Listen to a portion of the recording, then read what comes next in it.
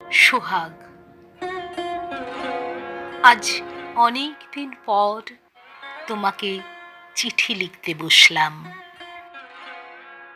শেষ কবে তোমাকে চিঠি লিখেছি মনে পড়ে না।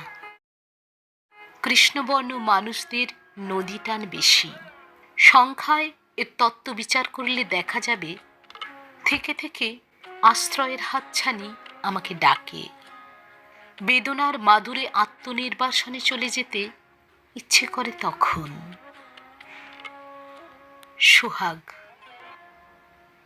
তুমি ঠিক এই মুহূর্তে কোথায়, কি করছো?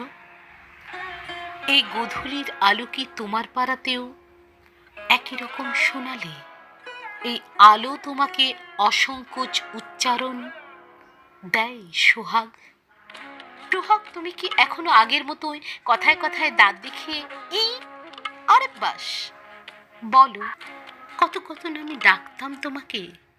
রায়কিশোরী নামটা তোমার না পছন্দ ছিল। আমি বলতাম মালবিকা, তুমি বলতে আমার মধ্যে প্রাক্তনকে বাঁচিয়ে রাখার কৌশলটা এবার ছাড়ো।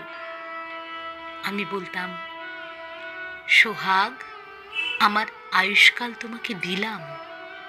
অমনি হেসে খিলখিল, যেন সমুদ্র জয়।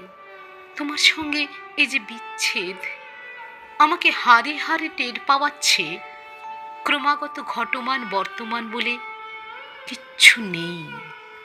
একটি নিরন্তন স্রোত পেছন থেকে নির্মাণ করে চলেছে ফেলে আসা অতীতের জয়গান। একটা তীব্র নিরন্তরতার মধ্যে তুমি আর আমি ক্রমাগত বয়ে চলেছি। সোহাগ, তুমি আর এখনো গান করো আগের মতো?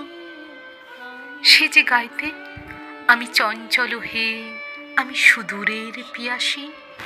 আমি চঞ্চল হে, আমি সুদূরের পিয়াসী।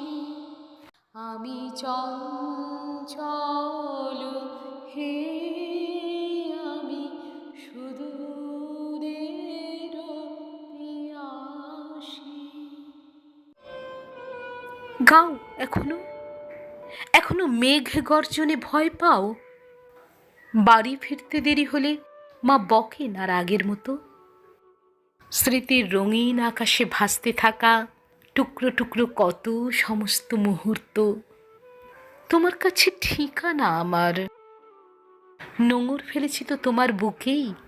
আমার ব্যথা জানে, মগজ জানে, আমার লজ্জা জানে, অস্থি জানে।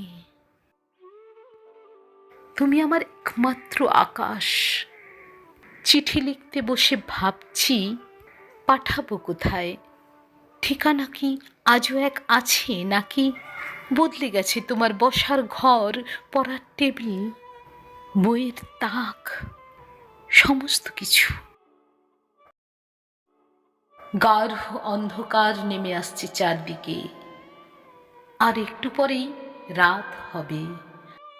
আরো বেশি করে মনে পড়বে তোমাকে।